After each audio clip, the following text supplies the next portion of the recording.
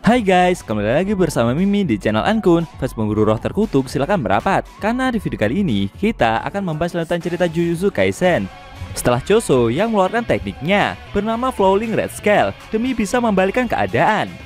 Lebih tepatnya, kita akan mereview manga Jujutsu Kaisen chapter 142 yang bersumber dari website Jujutsu Kaisen atau forum Reddit. Buat kalian yang belum melihat review chapter sebelumnya, bisa klik link di deskripsi atau bisa juga klik link di pojokan atas video ini ya. Dan buat kamu yang cuma ngikutin animenya atau tidak mau kena spoiler, Ankun sarankan bikin stop videonya aja dari sekarang. Nah, di chapter 142 ini, Choso membalikkan keadaan dan membuat Naoya ganti tersudut. Namun sialnya, bantuan lain datang. Penasaran? Oke, langsung aja kita bahas. Let's go!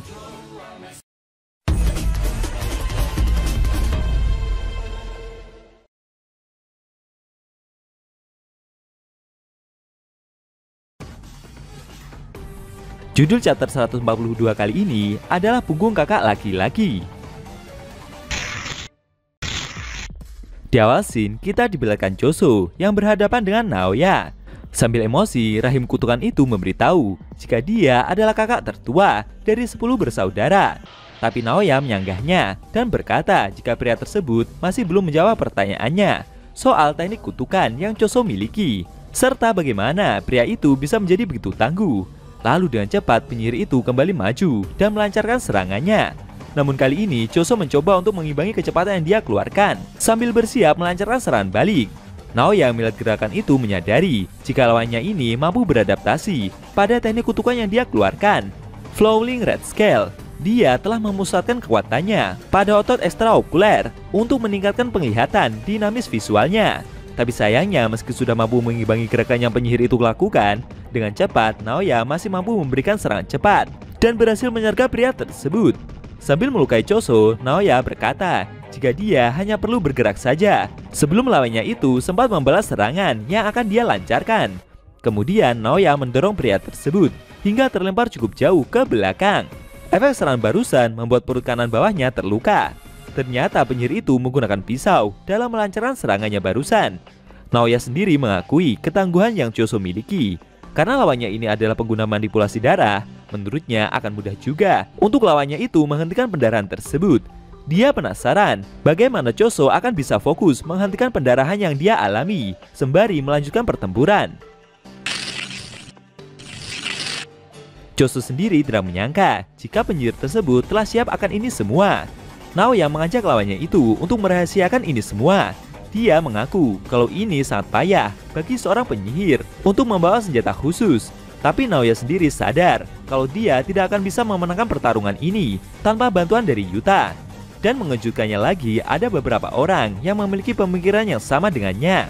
Dia bercerita jika kakak-kakaknya berjalan-jalan dengan memamerkan senjata mereka tanpa tahu malu. Bahkan berkata macam-macam pada Toji. Choso tidak menyangka jika lawannya ini begitu benci pada saudaranya sendiri. Bagi Naoya, apa artinya seorang kakak kalau dia lebih lemah dari adiknya? Maka dia harusnya memenggal kepalanya sendiri dan mati saja. Menurut Choso, mungkin saja lawannya ini jadi dirinya yang sekarang berkat saudaranya tersebut. Mendengar perkataan itu membuat Naoya merasa sebal.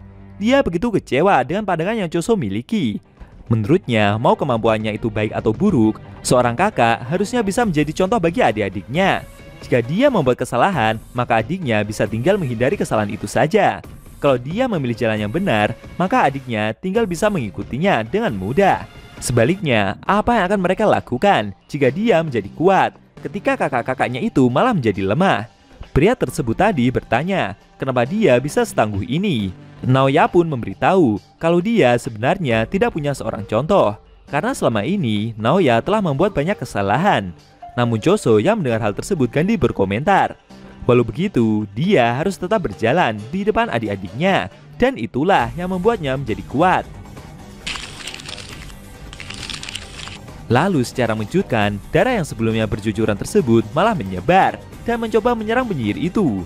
Sontak saja, Naoya melihat kejadian tersebut begitu kaget. Bagaimana bisa orang ini masih hidup, padahal sudah mengeluarkan darah sebanyak itu? Orang-orang yang lahir dari rahim kutukan, lukisan kematian dibuat dari campuran persentase arwah kutukan dan manusia. Mereka memiliki ketangguhan fisik spesial yang bisa mengubah energi kutukan menjadi darah. mereka tidak akan mati karena kehabisan darah, kecuali mereka kehabisan energi kutukan. Choso sendiri terus menggerakkan darah-darahnya untuk membuat Naoya semakin tersudut. Penyihir itu sendiri memahami rencana yang lawannya ini perbuat. Semakin lama, gelombang darah yang menyebar semakin besar dan memenuhi jalanan underpass kota. Naoya yang terus mundur sambil menjaga jarak itu menduga jika pastinya lawannya tersebut sudah sekarat karena telah kehabisan banyak darah. Namun secara tak terduga, manusia rahim kutukan itu muncul dari samping dan melancarkan teknik tembakan darahnya. Dengan susah payah penyihir itu mencoba untuk menghindar. Naoya berusaha untuk tidak terkena cipratan darah yang lawannya itu lancarkan. Akan tetapi dengan cepat, Choso segera maju dan melancarkan tendangannya. Kejadian itu membuat Naoya terdorong ke belakang dan membuat beberapa darah akhirnya terciprat ke sebagian celananya. Dia menyadari jika kakinya terasa begitu berat dikarenakan darah yang telah terserap ke dalam kain celananya dan kemudian mengeras. Choso sendiri telah mengambil kuda-kuda untuk bersiap memberikan serangan penutup. Menurutnya lawannya ini pasti tahu jawaban dari pertempuran mereka sekarang ini. Tapi Naoya menjawab jika sebenarnya dia tidak yakin akan kalah di sini.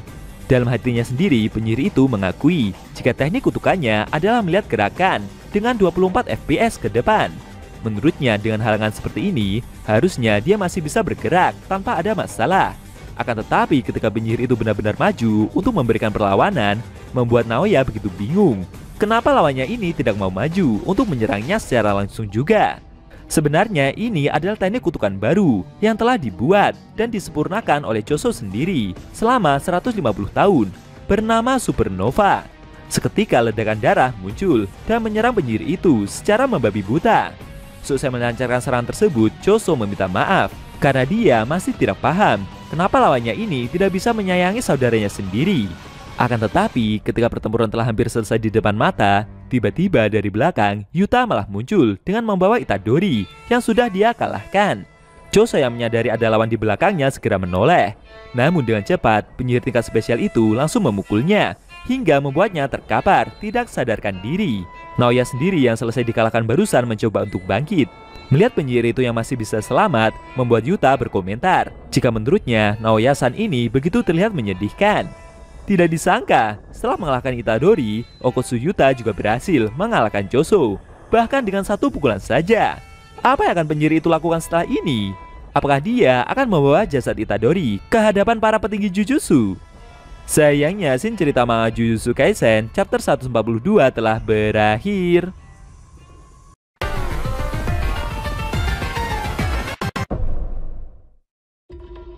Nah, itu tadi review manga Jujutsu Kaisen chapter 142 yang di scene-nya memperlihatkan Yuta yang muncul membawa Itadori dan dia juga berhasil mengalahkan Choso hanya dengan sekali pukulan saja. Hal itu membuat Naoya seakan begitu menyedihkan karena dia seperti tidak berperan banyak dalam misi yang mereka jalani kali ini. Bagaimana menurut kamu? Jangan lupa tinggalkan komentar kalian ya. Kalau mau nonton review sebelum atau selanjutnya bisa klik link di deskripsi. Linknya udah Mimin taruh di sana kok. Buat kalian yang mau nonton review manga Jujutsu Kaisen secara maraton, bisa klik link di deskripsi juga ya guys. Oke, tekan like kalau suka sama video ini dan dislike kalau nggak suka. Jika ada kata-kata dari Enku yang kurang pas, Enku mohon maaf dan sampai bertemu di video review manga Jujutsu Kaisen selanjutnya.